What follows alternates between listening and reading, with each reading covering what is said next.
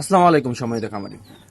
গত কিছুদিন আগের একটা ভিডিওতে আলোচনা করেছিলাম ফ্যাট পাউডার কিভাবে শরীরের এনার্জি দেয়।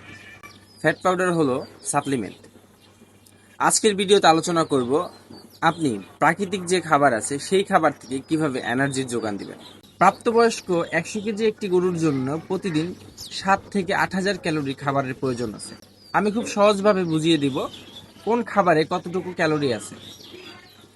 যেরকমের ভুট্টা, ভুট্টার মধ্যে রয়েছে প্রায় 3300 থেকে 3500 ক্যালোরি।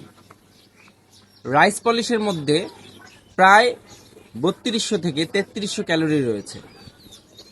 গমের ভুসিতে 2200 থেকে 2500 ক্যালোরি রয়েছে।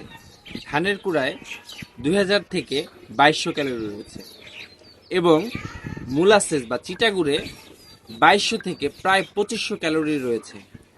এছাড়া সয়াবিন মিল, তারপর হলো ছোলা, তারপর হলো ডাল, ডাল জাতীয় খাবার, এগুলো অ্যাভারেজলি 1800 থেকে 2200 ক্যালোরি থাকে।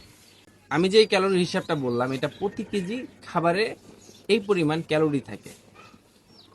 আমি প্রথমেই আপনাদের বলেছি 100 কেজি একটি গরুর জন্য প্রতিদিন 7 থেকে 8 হাজার কেজি ক্যালোরির প্রয়োজন হয়।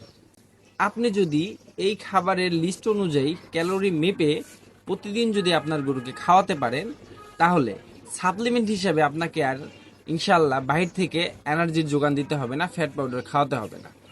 এই বিষয়ে যদি আরও বিস্তারিত জানতে চান তাহলে আমার নিচের দেয়া হোয়াটসঅ্যাপ নাম্বারে যোগাযোগ করতে পারেন।